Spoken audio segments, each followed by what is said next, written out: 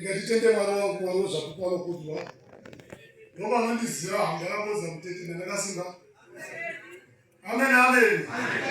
Ndakanyakiwa naSatani aida kundiba upenyu hwangu. Ndakavarairwa ndisingazivi kuti Satani igamba akasi akazonyadziswa. Amen. Ndakarwara. Chandakagona bedzi kuenda kuHead ndakababa ndakarwara. Amen amen. Ana baba haunopona. Kasi zvandaizwa ndaida kusimbiswa zvangu asi ndikudi ndikurwara. Amen amen. Chirwere chinonzi shuga chinorwadza. Ndoda kubata manje uchinzi simba haunopona kuti handiponi. Ndinotenda baba.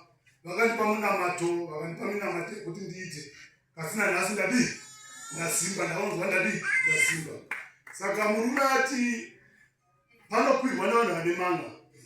Kana usina manga haugosvikiko, kana usina dambudziko udi manga idambudziko. Kana usina dambudziko udi hausviki, ndo manga acho ndotiniko ndiri right. Amen amen. Hai ndoda kutenda brandi rebudiriro kunyanya mutiko namushaba. Zvandiomera kutsvaga mapiritsi. Ndakamira shamari ini mari handina tsvaga mapiritsi. Vedu vakamtinamata uri pabranch. Namatai nerudo. Ende mudzwanane musamutsari pabranch. Ndakaona mutiko nangu akandipa manda ndozodzora nzaiwa zvakadii. Zvakaringa nditendereyo vanhu vamwari. Amen.